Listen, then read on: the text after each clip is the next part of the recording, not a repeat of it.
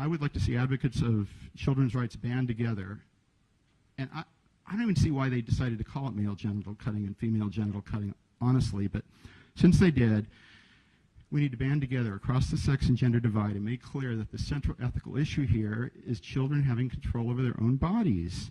Look, if they decide when they're 18 they want to have something done, they can do that. I think it's a mistake, but they can do it. But even if it's just a little nick, there's an old saying that surgery on someone else is minor surgery. Surgery on yourself is never minor surgery. You have the right to say that this little nick should not be done to you, whether you're male or female. Psychological harm can ensue, so it's really important to protect the most voiceless among us.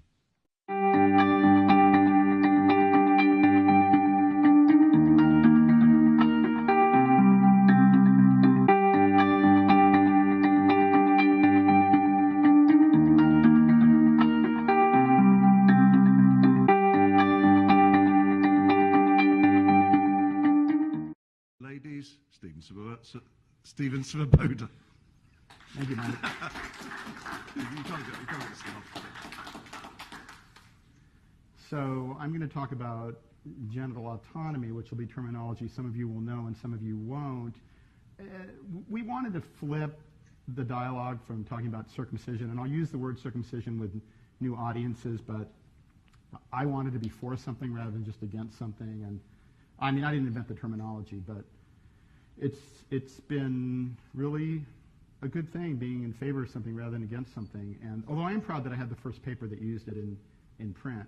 And I want to say that I feel like Alice and Timon set the stage here, and I'm feeling that this conference is about love, and I'm so happy about that. And again, we're not against anything, we're for things. We're for children being whole and making decisions when they become adults. My beautiful wife is here taking photographs.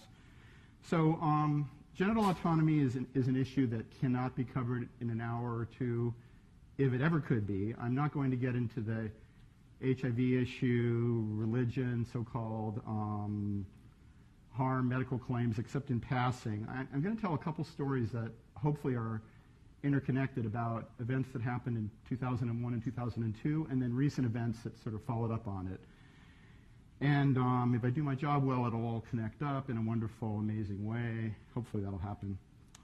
So male children in the U.S., as many of us here know, routinely have about a third of their penile skin system removed, including the parts of the penis most sensitive to light touch, replacing a sheath of elastic skin with scar tissue that is often discolored. This is what is called a circumcision.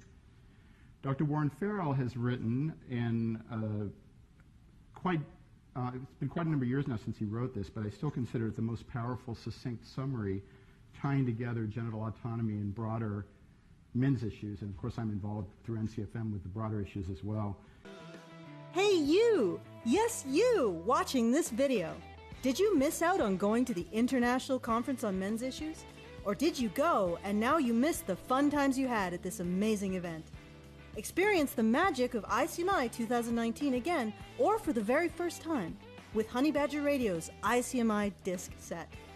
The disc set brings ICMI presentations together in one convenient package, as well as disc set exclusive Badger bonus content.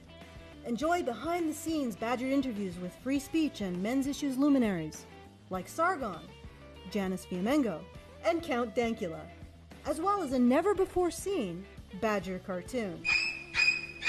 Also available is sparkling ICMI merch, such as our professionally designed program book, sticker sets, badges, and more. Go to feedthebadger.com and claim a piece of men's rights history for yourself. America's reflexive continuation of circumcision without research reflects the continuation of our tradition to desensitize boys to feelings of pain, to prepare them not to question the disposability of their bodies any more than they would question the disposability of their foreskins. So Queens, New York City, the most racially diverse square mile on the planet, at least it was back in those days. I was a lawyer in a male genital cutting case brought in Queens, and I'm going to use the terminology along the lines of the genital autonomy terminology I talked about. I'm going to say MGC, male genital cutting, for male cutting, and FGC, female genital cutting, for the female form. and if it comes up intersex genital cutting, which we also have worked on, by the way, for intersex folks who are born neither clearly male nor clearly female, as does happen. So in 2002, I was a lawyer in this case in Queens. We raised federal issues for the first time based on the 14th Amendment lack of due process, because the 14th Amendment has been used for parental cases in the past, and this hospital was systematically going to Spanish-speaking moms, presenting them with consent forms, because it's not the consent of the patient, right? It's the consent of the parent. Anyway, consent forms that, first of all, they showed them page 2, which said nothing. It just had the signature line. Page 1 had all the information. Secondly, they were Spanish speakers. It was in English. They did not translate it. This was not an accident. This was happening across the board. So this was the claim that we brought against the hospital, and I was the only Spanish speaker among our lawyers, so I was the one interviewing all 14 of what became the co-plaintiffs in the potential class action. And it was a lot of detailed work, and it could be monotonous, but also very exciting, very interesting, and of course I felt a lot of sympathy for all those mothers and of course the kids as well, and the fathers. So there was a visiting judge from Michigan, and this is, keep that in mind because it's going to loop back later, Bernard Friedman, who used his full power to orchestrate a favorable result in this case for the defendants. And as you might guess from his name, he's probably Jewish, and that may or may not have affected his views. We don't know. What we do know is that he did a whole bunch of really impermissible things. I mean, this was 18 years ago, but I remember it like 17 years ago, but I remember it like yesterday. He yawned and rolled his eyes and looked down when we were talking. When the other side was talking, he nodded enthusiastically. Are you seeing this, jurors? Are you watching, jurors? This is the judge agreeing with the side you're supposed to agree with. He also gave us, the jurors, a form where he set it up so they had one single quick question to answer if the defendants won. And if they were going to say they lost, they had to go through this whole rubric of like 8 yes questions. And he said something about, well, it was like 5 o'clock p.m. when he presented to the jurors, and he sort of made this joke about, well, you know, if you vote in favor of the defense, it might take you 5 minutes. If you vote in favor of the plaintiffs, it might take you 3 hours. So we didn't really get our day in court, and literally we didn't get our day in court either. So that was that. And it was quite a while ago, but as you can imagine, I went to law school with faith in the system, belief in justice, belief that the world was a fair place. I wanted to make it a better place. That was why I went to law school. That's still why I'm a lawyer, more than a quarter century later. And I was not prepared for encountering the fact that courts basically would not even allow you to have a fair shake and to have your issue considered. And of course, at this point, many of us have seen this over and over and over in men's rights. So last November 2018, a federal judge in Detroit was addressing the case of 2 Michigan doctors and 6 others who were being prosecuted for violating the law against federal female genital cutting, FGC. Now, this law went into effect in 1997, but there was only one case brought under it until these recent events in Michigan. And the judge dismissed the case, ruling that this law, actually it's a 96 law, but it came into effect in 97, was unconstitutional. The basis for the judge finding the law unconstitutional was that it regulated local criminal activity. So the Commerce Clause, which is one clause in the Constitution which has been used to justify the federal government basically doing everything, the judge said, well, in this particular case, we're not going to allow that. And we won't go into that a lot at this point, but I think he's probably right. I mean, the Commerce Clause just gets way overused. But in any event, the name seemed familiar to me. I was like, Bernard Friedman, where have I heard that before? Was he one of those famous judges that we used to read their decisions in law school? No, that's not it. Then I finally realized it was the same Bernard Friedman we had. Can you hear me? It was actually the same Bernard Friedman we'd had 16 years earlier. So there's certainly differences between the cases. I mean, in one case, there was no day in court. In the other case, there was. But then the judge said, we're not going to allow this law to stand because of the fact that it's not justified by the Constitution. But still the same outcome, that in both cases the judge found a way not to protect children from genital cutting. And of course, we'd like to see uniformity but in the opposite direction, where children are protected and are allowed to decide when they become adults. And the judge also said, interestingly, that the reason that we didn't need the law was unconstitutional, is female genital cutting is already against the law in every state, which he's right about that. And guess what? male genital cutting is already against the law in all 50 states too. But of course the problem is that it's very common here, and we're like fish swimming in the ocean. We don't see the water, and often the judges are circumcised, and so it's a public education campaign. So it sort of comes back to all of us in this room.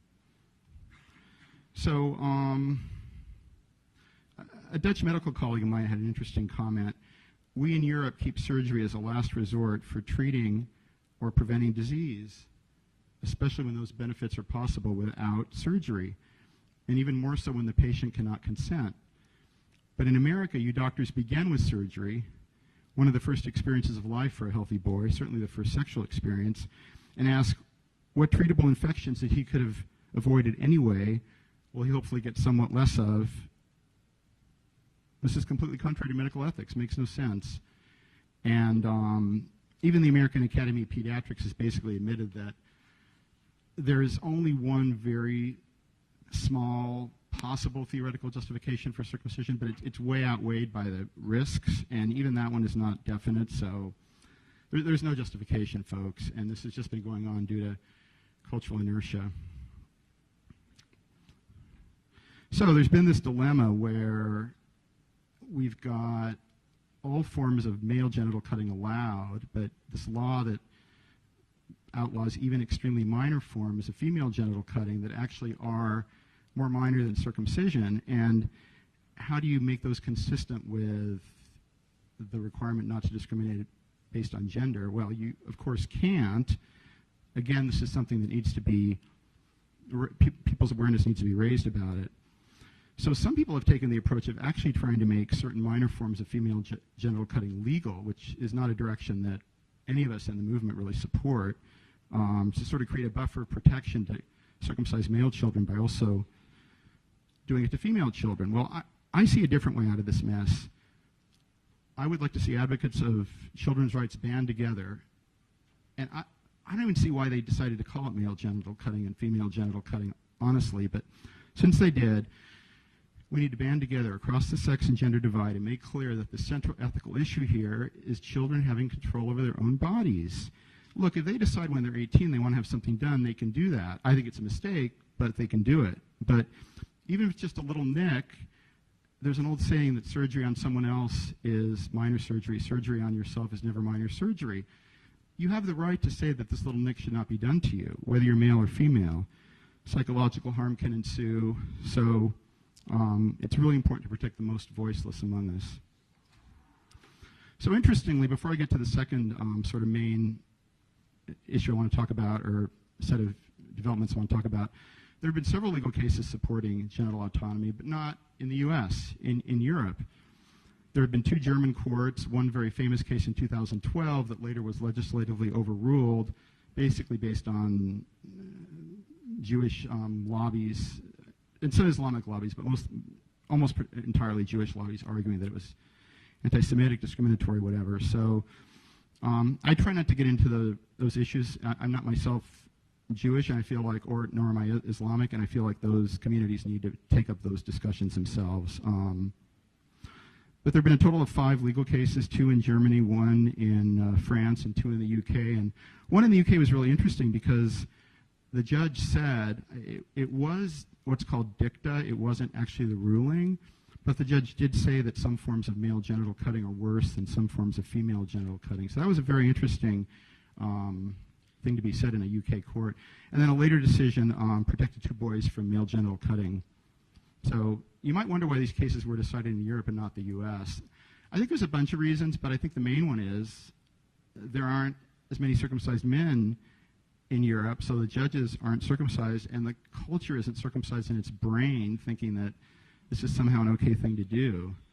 There's other reasons, but I won't get sidetracked here. So the second piece is in 2001 we went to the UN, like Mike said in my introduction, went to Geneva, and I presented written and oral, they're called interventions, written and oral interventions to the UN that became the first record in the UN, and I believe it's actually still the only document at the UN that is centrally related to male circumcision. There are other documents that do talk about male circumcision as a human rights violation, so that's really good news. So we also met with all the sub-commissioners at the UN in the Subcommission for the Promotion and Protection of Human Rights, which is now the Human Rights Commission. It had a name change. But very interesting, because the first few commissioners that we went to, very friendly, very open. You know, we talked to them about our views, maybe a half hour, presented them with a bunch of documents. It was DVDs in those days and books, and they seemed very receptive. Now, I wasn't naive enough to think that they were going to go back to their offices and immediately get on their computers and write complaints. You know, that wasn't going to happen. I knew that. But what actually was happening was a little bit disappointing, because as time went on, after our first 4 or 5 meetings, nobody showed up for these meetings. So they were clearly talking to themselves, telling them what our issue was, and not coming and not even telling us. I mean, this happened like 7 or 8 times, and we'd call them and leave voicemail messages. Hey, you know, did you forget about the time? Do you want to reschedule? And we never hear back. So that violated my sense of what's right. Another thing that violated my sense of what's right came up from some research I was doing, and you have to imagine this now. We're in a different age now. This is 2001, and so the way you did research on human rights in 2001 was you went down in this dark basement of the UN in Geneva, and you went through paper. It wasn't organized electronically in any way, and you made photocopies. I had a stack of photocopies about this high in my hotel room, right next to my picture of my son, who's now 17. The first ultrasound that I just grabbed and took with me to Geneva just came out right before I went over there. And what came out of that stack of paper was a very surprising thing. So the UN had a commission called the Subcommission for the Promotion and Protection of the Rights of Women and Children. Now, one might query, well, what happened to males in that? Leaving that aside, women and children. One day, it became women and girl children. No explanation, no proclamation, no, hey, we're changing the title because of these reasons. Girls have historically faced issues boys haven't faced. Nothing, no explanation whatsoever. And I was dumbfounded. I couldn't believe it. I mean, I thought I must have made a mistake, and nobody had ever talked about it. Apparently, I was the first person to find it out. This was several years after it had happened. And I went over and over, and sure enough, so when we did present our intervention to the UN, we just asked for 2 things. One was that they reverse the change in the mandate to be what it was. We didn't even ask for males to be put in there, for adult males to be in there. We just asked for females and children, and this was a strategic decision. We were trying to ask for winnable things. And the other was we requested a study by the Subcommission of Circumcision as a human rights violation, which, by the way, has happened since then in the last few years, so that's good news. Oh, and Mrs. Warzazi, right, oh my goodness. So the Special Rapporteur on Traditional Practices Affecting Women and the Girl Child, as it was now called, was then this Moroccan woman named Halima Mbarak Warzazi, who is Moroccan and was Islamic, as we quickly learned, because our team went in and talked to her, and she was quite rude, but we persisted, and eventually, oh, I cannot address your issue. I'm barred from addressing your issue because I'm Muslim. Imagine going to court and you have a judge, and the judge says, I can't decide your case because I'm Muslim or whatever. I'm male. I'm from Chicago, and this is a case about Detroit, and I don't like Detroit. I mean, again, I was stunned. I mean, it seemed like the possibilities for me to be stunned were unlimited, and that was it. I mean, it wasn't like she had a supervisor we could contact. I mean, we pretty much had nowhere to go from there, but that was another disappointing experience. I thought in my naivete, although I knew the UN was very feminist leaning, but in my naivete, I thought, well, there must still be a possibility to get through to somebody. We also went to WHO, by the way. I went to WHO while I was there, and it was even worse than the UN. Like, barely could even get in the door. I mean, it's just crazy. Okay, so now fast forward to last year.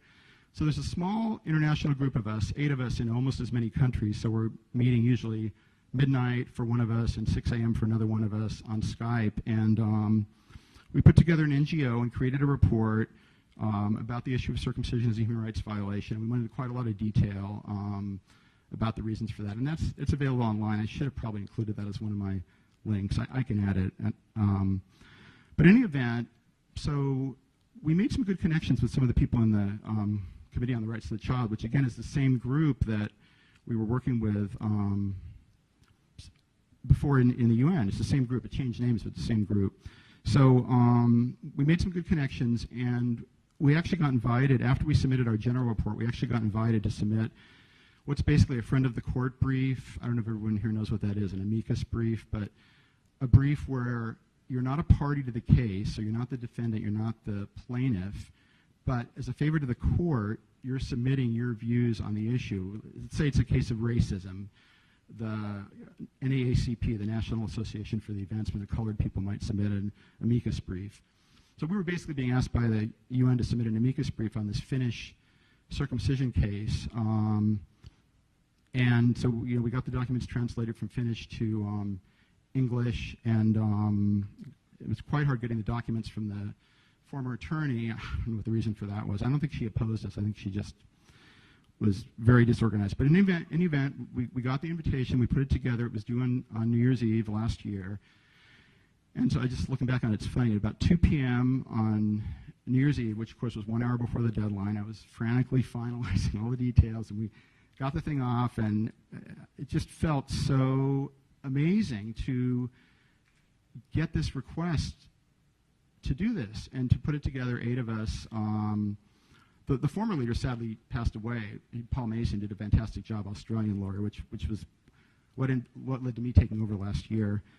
So let me talk a little bit about what we went through, because I think it'll be relevant. We first had a short introduction setting forth a brief history of unequal treatment of males and females and the UN's human rights that are violated, talked about religion, citing these cases, these European cases I've been talking about, scope of the problem, 650 million males living today with genital cutting, 100 million females, foreskin anatomy and complications, ethics. So there's 4 core ethical principles. Apparently, male circumcision violates all 4 of them: autonomy, non-malevolence, meaning do no harm, benevolence, and justice.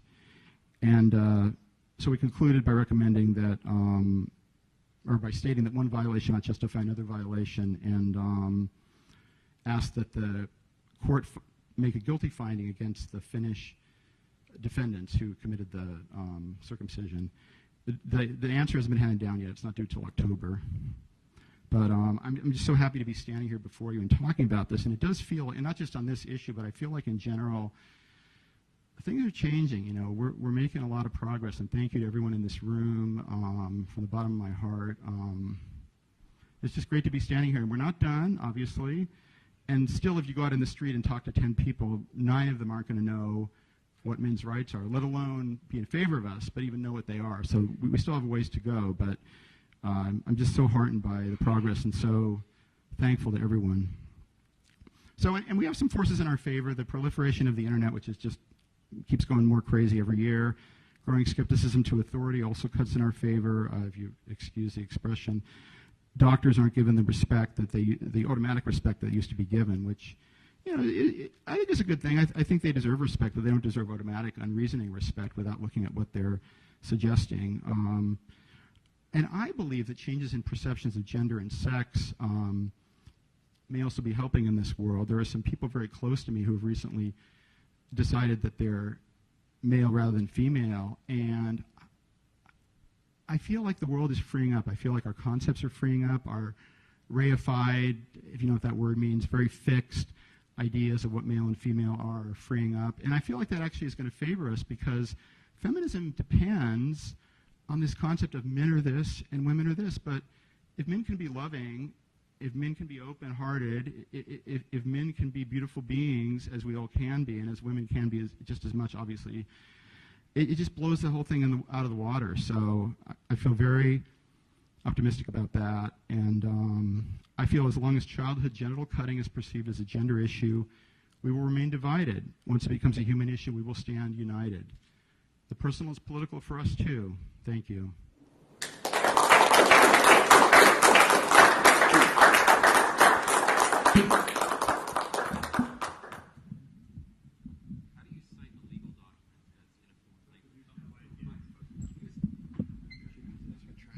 I'll stand out here. Oh, he's too tall, look. And you've got my audio, which is great. That I forgot to. Oh, that's sure. You can just stick that in your pocket. Okay. Apologies, this isn't exactly about your topic, but that's fine. When you were talking about, you had the documents translated from you said finish. Right. How do you cite those documents if you don't even know the language? Like if you're highlighting a section or and speaking to it or something like that. Well, I mean, Google Translate can translate it enough that you can tell what it is. I left this out of my talk, but there's a funny little thing I'm going to add now because I've been planning to write this set of articles about the European developments in the law about male circumcision, which is a strange thing since I'm obviously not a European lawyer, but no one else is doing it. So I figured. And I found all these cases that no one seemed to know about, and one of them was from Finland. So back about 3-4 years ago, I found a Finnish translator and got the lowercase translated. And then when this request for us to do this friend of the court brief came across, and I went and had the Finnish Supreme Court translated, it turned out it was the same case, and I was just like, wow, it's a small world. Anyway, thanks for bearing with the story. Did that answer your question? I actually have a comment and a question. Yeah. In the interest of time, I'll just go with a comment. Yep. Because you said that you couldn't comment on Jewish circumcision because you're not Jewish. I'm Jewish, so I'm going to do that for you. Okay. And we should go on tour. You said, well, I can't talk about it, but my friend here can. We had a Jewish person on our team in the UN, right, and we brought that up to Mrs. Warzazi when she said that thing about, oh, I'm Islamic, so I can't do my job, you know. Yeah. To me, it fits the definition of child abuse, and religion is no justification for child abuse. We don't allow someone to cite some biblical command, spare the rod and spoil the child, as a justification for whipping your child with a rod. Right. And so I feel comfortable being a proud, active Jew, totally opposed to circumcision. And in Israel, actually, I read that the rate of circumcision is declining as they've invented alternative That's a funny rituals. thing, yeah. So, go ahead.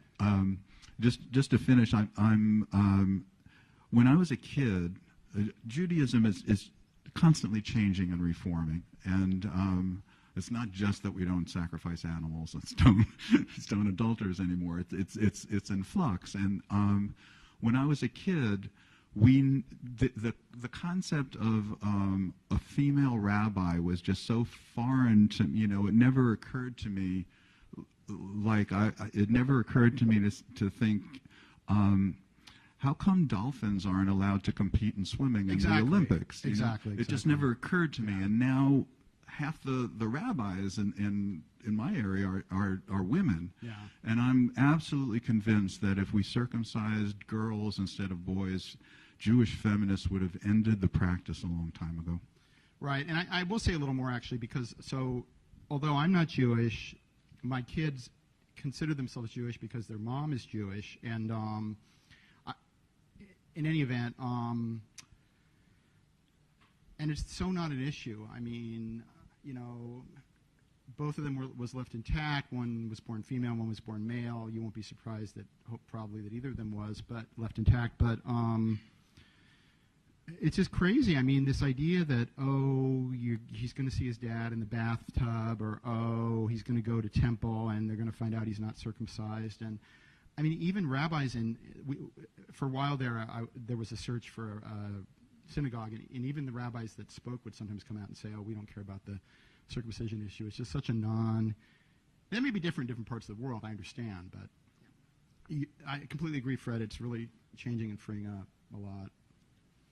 So the ideological composition of Intactivists completely changes based on which social media platform you're on. And one of the debates that raged on Intactivist Twitter for, I should say a few years ago, but it's been going on for a couple of years, the difference between belief in a human right to bodily autonomy versus a belief in the human right to bodily integrity. Right. The difference being that if you believe in bodily autonomy, you say, my body, my choice, and the choice is the principle of your entire argument, whereas if you believe in genital integrity, you're saying, well, you can't cut the genitals of a child without a medical justification, and those have basically come into conflict in a couple different issues that aren't related to circumcision. And I don't want to mention all of them, but I'll give one example, which is the fear that if you promote my body, my choice, that eventually down the line you'll get to, well, my body, my choice, I have the right to commit suicide, as an example. If you take bodily autonomy to its logical extreme. How would you balance the tension between those two concepts, and how would you prevent bodily autonomy from going off the cliff of promoting suicide and euthanasia in our country or in the West in general? Oh, well, the last thing comes up a lot where people say, oh, you're being inconsistent between abortion and circumcision, or you're being inconsistent between. I've heard a lot of ones that seem wacky to me. Honestly, like I don't get that engaged in those discussions. I feel like I have a certain issue that I work on, and it's really a rat hole to go down these other issues, and so I try to avoid that. But I'm glad you asked me that question, because I actually don't. I mean, I actually don't think it makes sense that it's illegal, for example, to cut your arm off. There was a case in the UK, I think, right, Mike, where wasn't there a case where there were these gay men, and one of them was really into doing weird things to another gay man, and they were like cutting off body parts and stuff, and that's actually not legal, and I don't see why circumcision should be.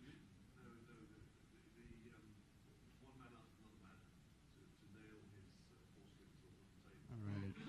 Which is not how that's modified anything. But both of them were found guilty. They were found guilty, right? So that's not actually amputating, but it is illegal to cut off an arm, cut off a leg, even if you want to do it for some reason.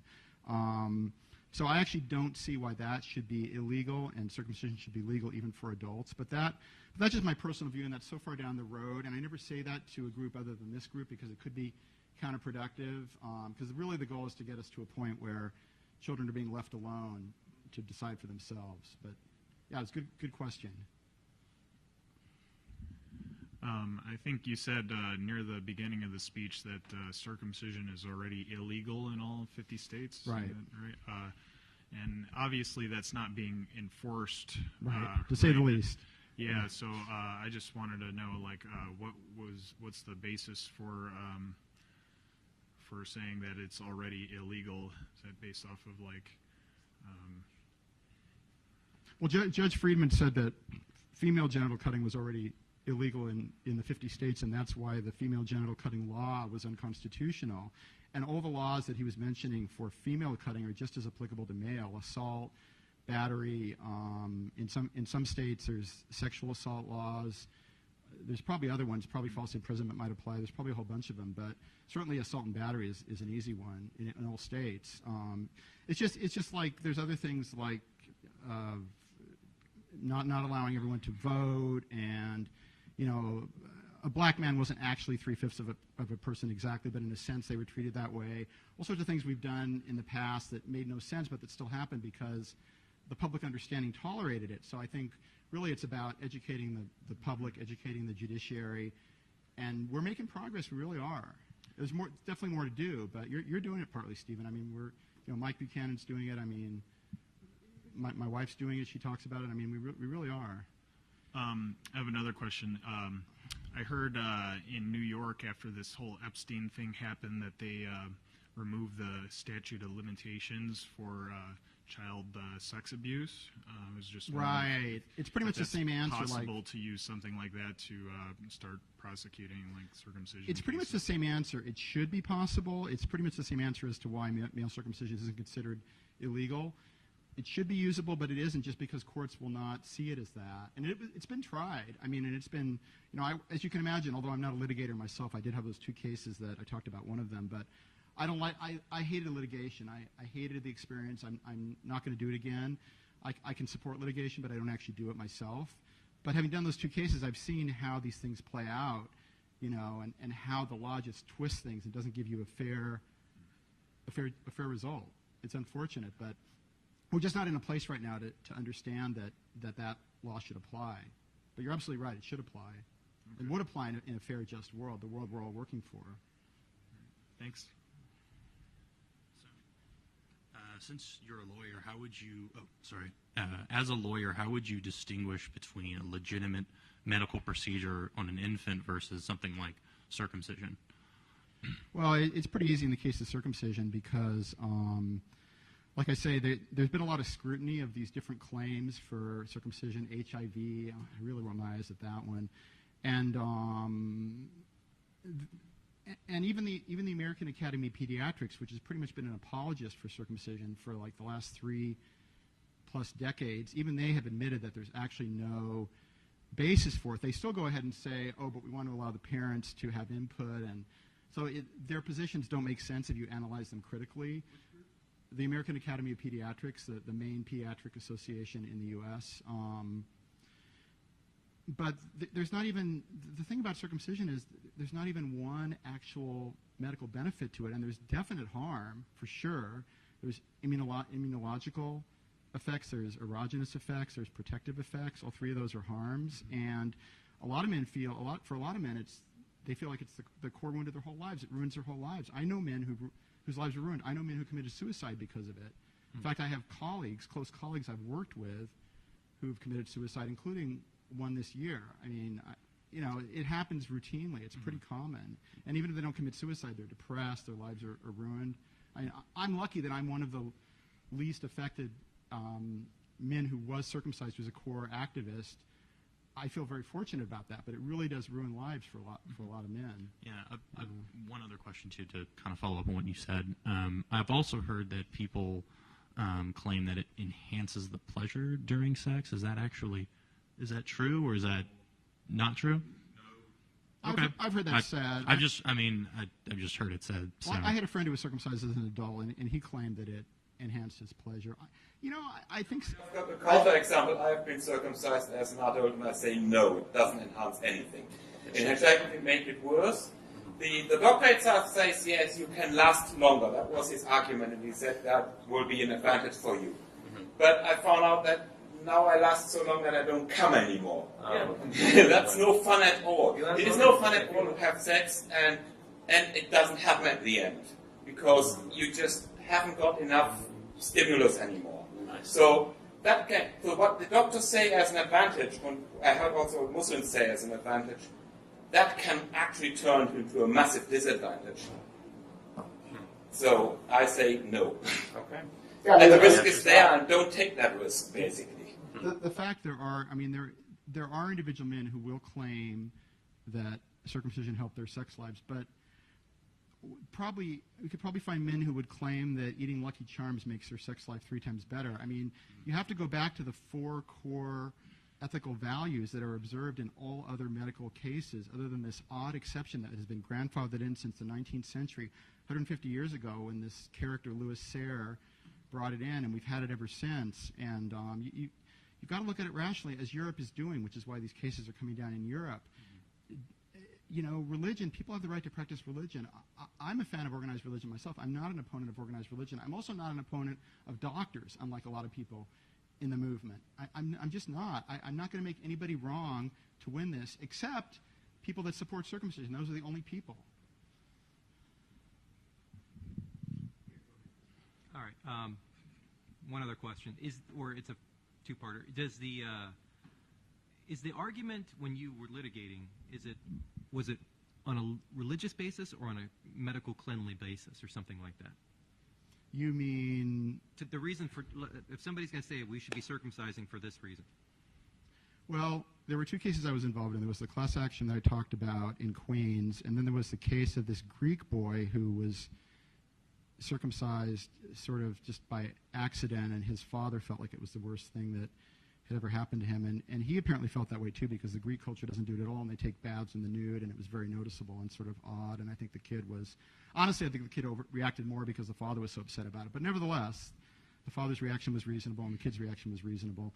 So in both those cases, I'm trying to think now, you bring the lawsuit, and it doesn't really come up, actually, because the defendants aren't defending circumcision as an overall practice, they're just explaining why they aren't at fault on any of the causes of action, and none of our causes of action is, circumcision should be illegal, or you can't argue that. I mean, you would just lose immediately if you try to make that the basis of your case. So unfortunately, when you're a lawyer bringing these cases, you're forced to bring them based on, malpractice and lack of consent in quotation marks.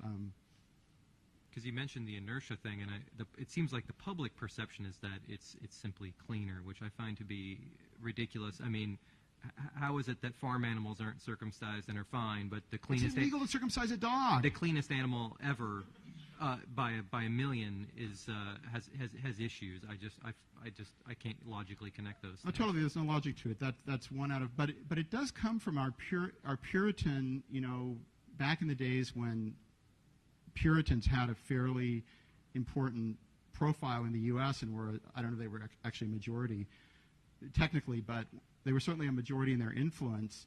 This Puritan, ultra clean, ultra squeaky clean, and the upper class did it and the lower class didn't. And this was the thing you did to be a good person. And the whole thing's weird and twisted, but this is where we are today. I can't believe it's still happening in 2019. As Norm Cohen said in the 90s, in a movie made in the 90s when we still had videotape, we've been to the moon. We're still doing this? Unbelievable. We are reducing the rates, which is great. I'd like to see it reduce faster. But yeah, Marilyn Milos quit nursing, and she thought, well, I'll stop circumcision in 6 months, and then I'll go back to work as a nurse.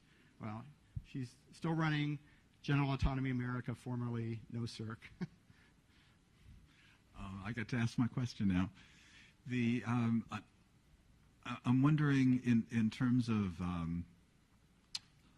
what forces will bring down the rate of circumcision in the United States. I'm wondering what economics would play in that we're looking for ways to reduce our medical expenses. This is needless. Can we sue? Can I sue Kaiser? Because my premiums are higher than they would be if they didn't cover circumcision. We're working on that. I mean, as you can imagine, all angles have been thought of at one point or other by one person or other. It's slippery because of our crazy health system where there's so many different fiefdoms, and some systems include circumcision as part of the overall cost, others don't. I don't think there's been a different male baby price being born versus female baby price. I don't think that exists. But people are working on that. And the elusive thing, the problem is that the complications get hidden, the problems get hidden, they don't get tracked. People don't go back and say, oh, well, you died of infection at 2 weeks old. Well, what could the infection have been caused by? And in some cases, it's glaringly obvious. It gets covered up. Sometimes the parents are grieving. They don't want to become activists, which is understandable, totally understandable. But so it's a combination of so many factors. It's not one thing. So could someone take a picture of my wife asking a question and send it to me, please? Be nice to have. She took plenty of pictures.